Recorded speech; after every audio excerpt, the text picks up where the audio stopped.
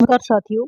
आज हम गुप्त काल में कला, साहित्य और स्थापत्य का जो विकास हुआ है और उससे संबंधित जो भी क्वेश्चन हैं, उनके बारे में डिस्कस करने वाले हैं। तो हमारा पहला क्वेश्चन है कि वह प्रथम भारतीय विद्वान कौन था जिसने गणित को एक पृथक विषय के रूप में स्थापित किया? वो थे आर्यभट्ट महोदय। नेक्स्ट क्वेश्चन है कि कुतुब मीनार के निकट स्थित लौह स्तंभ वैज्ञानिकों का ध्यान क्यों खींच रहा है? उसकी जंग रोधकता के कारण, उसकी चमक दमक के कारण, उसकी पुरा विशेषता के कारण या फिर उसकी कठोरता के कारण? तो इसका आंसर है उसकी जंग रोधकता के कारण। यानी कुतुब मीनार में जो लोह स्तंभ है उसके कभी भी जंग नहीं लगता है। मतलब इतने साल हो गए फिर भी उसके जंग नहीं लगा अभी तक। नेक्स्ट क्वेश्चन है कि गुप्तकालीन सिक्कों का सबसे बड़ा ढेर कहाँ से प्राप्त हुआ है? तिगवा, बयाना, देवगढ़ या फिर भूमरा? तो ये प्राप्त हुआ है बयाना भरतपुर से। नेक्स्ट है कि गुप्त युग में भू राजस्व की दर थी उपज का आधा भाग, उपज का आठवां भाग या फिर छठा भाग या फिर चौथा भाग? तो ये थी उपज का छठा भाग। नेक्स्ट है कि गुप्त स्थापत्य कला का सर्वोत्कृष्ट मंदिर निम्न में से कौन सा है? तिगवा का विष्णु मंदिर, बुमरा का शिव मंदिर, देवगढ़ का दशावतार मंदिर या फिर भीतरगांव का मंदिर? तो ये है देवगढ़ का दशावतार मंदिर। नेक्स्ट है कि गुप्त काल की सोने की मुद्रा किसको कहा जाता था? काकिनी, कारशारपण, निष्क या फिर दिनार? तो ये सोने की मुद्रा दिनार कहलाती थी। नेक्स्ट है कि गुप्त काल के चित्रांकन का दूसरा अवशिष्ट उदाहरण किस स्थान पर उपलब्ध है? लोमेश ऋषि गुफा, बाघ गुफाएं, नासिक गुफाएं या फिर एलोरा गुफाएं? तो ये मिला है बाघ गुफाओं से। नेक्स्ट है कि सोने के सर्वाधिक सिक्के किस काल में जारी किए गए? मौर्य काल, कुषाण, गुप्त या फिर हिंद यवन? तो गुप्त काल में ही जारी हुए। नेक्स्ट है कि प्रयाग प्रशस्ति अभिलेख का लेखक हरिसेन किस शासक का दरबारी था? समुद्रगुप्त, चंद्रगुप्त द्वितीय, अशोक या फिर कनिष्क? तो हरिसेन समुद्रगुप्त का दरबारी था। नेक्स्ट है एरन अभिलेख का संबंध किस शासक से है? चंद्रगुप्त फर्स्ट, ब्रह्मगुप्त, चंद्रगुप्त द्वितीय या फिर भानुगुप्त? तो एरन अभिलेख भानुगुप्त से संबंधित है। नेक्स्ट है कि उत्तरगुप्त युग में जो विश्वविद्यालय प्रसिद्ध हुआ वह था वल्लभी, नालंदा, तक्षशिला या फिर कांची? तो इसमें नालंदा विश्वविद्यालय उत्तरगुप्त युग में प्रसिद्ध हुआ था। नेक्स्ट है कि निम्नलिखित में से किस गुप्त शासक ने अपने सिक्कों पर अपने को वीणा बजाते हुए आकृति में अंकित करवाया है? स्कंदगुप्त, चंद्रगुप्त द्वितीय, समुद्रगुप्त या फिर चंद्रगुप्त फर्स्ट? तो ये है समुद्रगुप्त। नेक्स्ट है कि मंदिर निर्माण कला का जन्म सर्वप्रथम कब हुआ? मौर्य काल में, सैंधव में, गुप्त में या फिर कुषाण में? तो मंदिर निर्माण गुप्त काल में शुरू हुए। नेक्स्ट क्वेश्चन है गुप्त किसके सामंत थे? मौर्यों के, कुषाणों के, सातवाहनों के या फिर कोई नहीं? तो ये कुषाणों के सामंत थे। नेक्स्ट है कि चंद्रगुप्त द्वितीय के काल में विद्या, कला, साहित्य का महान केंद्र कौन सा था? धारवाड़, वाराणसी, उज्जैन, विदिशा? तो यहाँ पे उज्जैन मुख्य केंद्र था चंद्रगुप्त द्वितीय के काल में। नेक्स्ट है कि वर्तमान गणित में दशमलव प्रणाली आविष्कार का श्रेय निम्न में से किस युग को है? वर्धन, गुप्त, कुषाण या फिर मौर्य? तो ये गुप्त काल में। नेक्स्ट है भारतीय संस्कृति का स्वर्ण युग कौन था? राजपूत, चौल, गुप्त, मौर्य? तो ये गुप्त काल भारतीय संस्कृति का गोल्डन पीरियड था। नेक्स्ट है कि चंद्रगुप्त द्वितीय ने अपनी किस विजय की खुशी में चांदी के विशेष सिक्के जारी किए? बाल्हिक प्रदेश को जीतने के बाद, शकों को पराजित करने के बाद, इनमें से कोई नहीं या फिर हुणों को पराजित करने के बाद? तो इन्होंने शकों को पराजित करने के बाद इन चांदी के सिक्के जारी किए थे और इन्होंने उपाधि भी ली थी सकारी की। नेक्स्ट है कि निम्नलिखित में से कौन सा नाटक कालिदास ने नहीं लिखा था? विक्रमोर्वशीयम, अभिज्ञान शाकुंतलम, मालविकाग्निमित्रम या फिर जानकी जानकी हरण? तो ये जानकी हरण नहीं लिखा था। नेक्स्ट है कि गुप्त काल के सर्वाधिक लोकप्रिय देवता कौन थे? विष्णु, सूर्य, बुध या फिर शिव? तो भगवान विष्णु हैं वो गुप्तों के लोकप्रिय देवता थे। नेक्स्ट क्वेश्चन गुप्त शासकों द्वारा जारी किए गए चांदी के सिक्के कहलाते थे रूपक, काशारपण, पण या फिर दिनार? तो ये दिनार कहलाते थे। नहीं, चांदी के सिक्के रूपक कहलाते थे। ठीक है ना? नेक्स्ट है कि सेतुबंध का रचनाकार प्रवरसेन द्वितीय किस वंश का शासक था? शक, कणव, वाकाटक, सातवाहन? तो ये थोड़ा डिफरेंट क्वेश्चन आ गया, वाकाटक का था। नेक्स्ट है कि तांबा का सिक्का जारी करने वाला पहला गुप्त शासक कौन था? स्कंदगुप्त, चंद्रगुप्त फर्स्ट, चंद्रगुप्त द्वितीय या फिर रामगुप्त? तो रामगुप्त ने सबसे पहले तांबे का सिक्का जारी किया था। नेक्स्ट है कि स्कंदगुप्त को किस स्तंभ लेख में शक्रोपम कहा गया? मंदसौर लेख, कहोम, जूनागढ़ या फिर प्रयाग प्रशस्ति? तो कहोम अभिलेख में, स्तंभ लेख में जो है स्कंदगुप्त को शक्रोपम कहा गया है।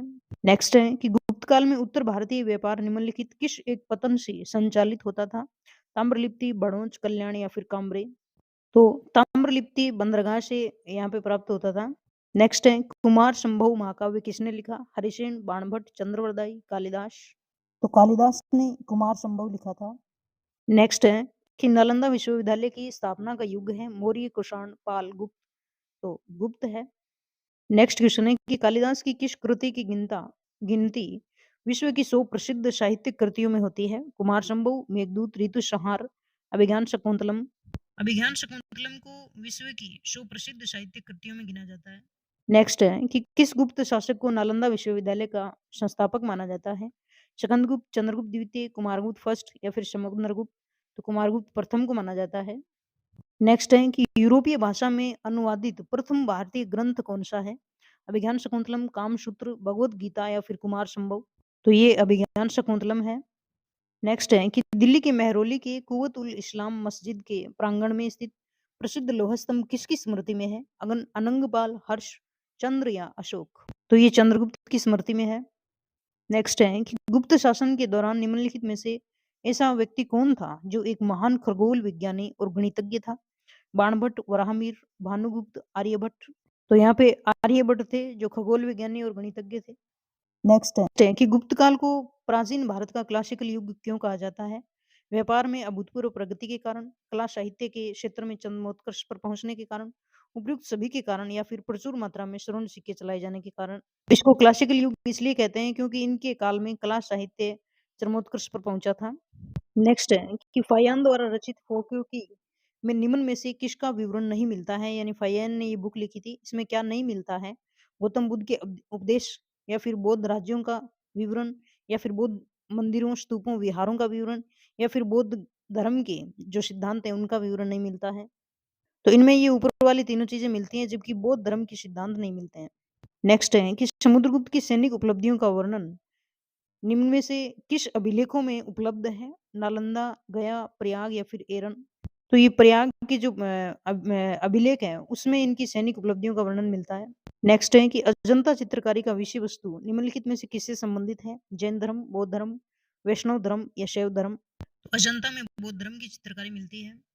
नेक्स्ट है कि किस वंश के शासकों ने मंदिरों, ब्राह्मणों को सबसे अधिक ग्राम अनुदान में दिया था? राष्ट्रकूट, पाल, गुप्त, प्रतिहार? तो गुप्त वंश के शासकों ने दिया था। नेक्स्ट है कि धन्वंतरी कौन थे? अशोक के राजदरबार में संगीतज्ञ या फिर चंद्रगुप्त मौर्य के विख्यात जनरल चंद्रगुप्त द्वितीय के राजदरबारी थे या फिर जो प्रसिद्ध चिकित्सक थे या फिर हर्ष के समय एक प्रसिद्ध नाटककार थे? तो धन्वंतरी एक चिकित्सक थे। फायान कहाँ का निवासी था? चीन, ब्रह्मा, अमेरिका, भूटान? तो ये चीन का था। नेक्स्ट है कि अजंता गुफाओं के शरीकी जैसी गुफाएं मध्य प्रदेश में कहाँ है?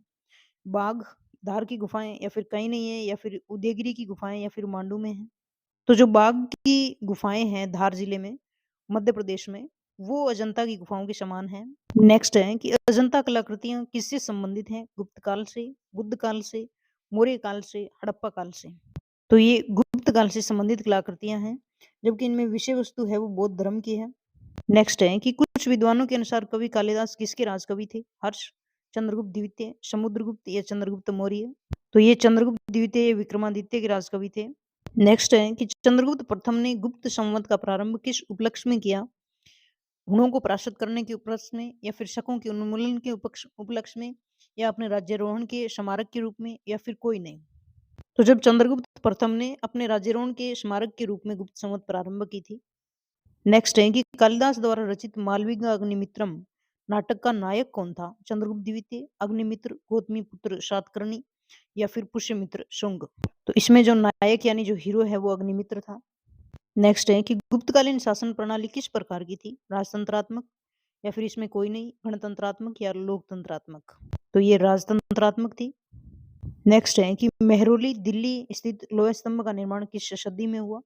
चतुर्थ सदी, सप्तमी सदी या फिर द्वितीय सदी या तृतीय सदी? तो ये चतुर्थ सदी की है। नेक्स्ट है कि नगरों का क्रमिक पतन किस काल की एक महत्वपूर्ण विशेषता थी? सातवाहन युग की, राष्ट्रकूट की, प्रतिहार की या गुप्त की? तो ये गुप्त काल की महत्वपूर्ण विशेषता है। नेक्स्ट है कि गुप्तकालीन पुस्तक नवीनतम का संबंध है धातु विज्ञान से, खगोल शास्त्र से, गणित से या चिकित्सा से? तो ये चिकित्सा से संबंधित है। नेक्स्ट है कि श्रीलंका के राजा मेघवर्मन ने किस स्थान पर भगवान बुद्ध का मंदिर बनवाने के लिए समुद्रगुप्त से अनुमति मांगी थी? बोध गया, अमरावती, प्रयाग या कुशीनगर? तो वो स्थान बोध गया था। नेक्स्ट है कि अमरकोश के लेखक अमर सिंह किस शासक के दरबार से जुड़े थे?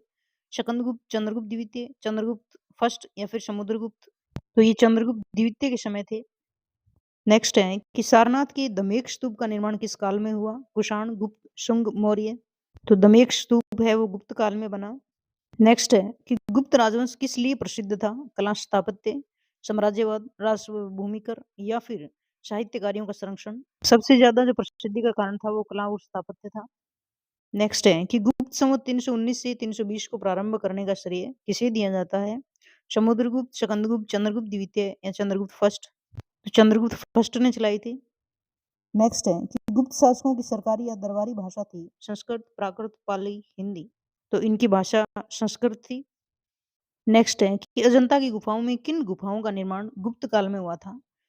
तो इनमें गुफाएं दी हुई हैं जैसे 16, 17, 19 या फिर 14, 15, 16 या फिर 2, 3, 4 या फिर सभी गुफाओं का। तो इनमें जो 16, 17 और 19 गुफाएं हैं वो गुप्त काल में बनी। नेक्स्ट है कि फाहियान और हेनसांग ने क्रमशः के राज्यों को देखा, यानी कौन से शासकों के राज्य को देखा?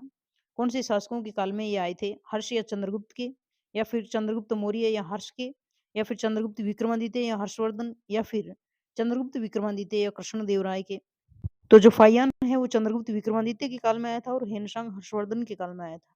नेक्स्ट है कि सती प्रथा का पहला उल्लेख कहाँ से मिलता है? भित्री स्तंभ से या फिर एरन अभिलेख से या विल्सड अभिलेख से या भितरगांव से। तो एरन अभिलेख में सती प्रथा का पहला उल्लेख मिलता है। तो आज के ये हमारे क्वेश्चन गुप्त काल में कला, साहित्य और स्थापत्य का विकास किस प्रकार से हुआ उससे संबंधित थे। ये क्वेश्चन शासकों से संबंधित नहीं थे। तो उम्मीद है आपको वीडियो पसंद आया तो लाइक और सब्सक्राइब कर देना। जय हिंद।